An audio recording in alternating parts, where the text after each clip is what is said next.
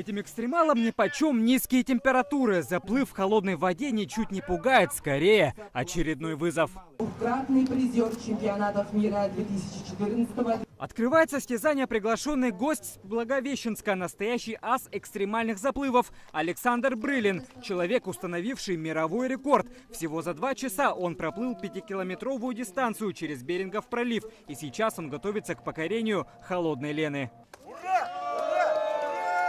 Эта пройденная дистанция лишь служит началом в его дальнейших планах. Мы хотим развивать новый экстремальный вид спорта в Республике Якутия. И план у нас даже был такой: проплыть от Витима до Тикси. В этом году мы делаем с Григорием заплыв на Диксоне. А на следующий год будем проводить большую, длинную, многогодовую программу. Под аплодисменты и крики поддержки участники официально начинают экстремальное состязание. Сейчас температура воды составляет всего лишь 3 градуса. И в таких экстремальных условиях участникам нужно преодолеть 170 и 50 метров только в одну сторону. Затем столько же проплыть обратно. Якутские моржи тоже приняли участие в заплыве. Говорят, что даже несмотря на всю их подготовку, такой вид экстрима дает ощутить существенную разницу. Просто окунаешься, это полегче, чем плывешь в холодной воде. А вот тебя выматывает, конечно.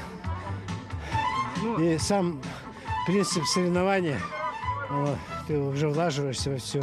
На мероприятии соблюдены все меры безопасности. На месте работают специалисты службы спасения совместно с инспекторами ГИМС. До начала состязания водолазы очистили дно, а уже во время заплыва сопровождают участников до берега. Заблаговременно проведена была очистка береговой линии.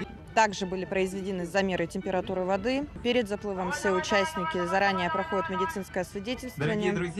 Также проходит инструктаж у наших сотрудников. Основной целью данного заплыва является закалка и укрепление здоровья и физического развития. Несмотря на то, что к участию допускается любой желающий, принять на себя морозный удар может далеко не каждый.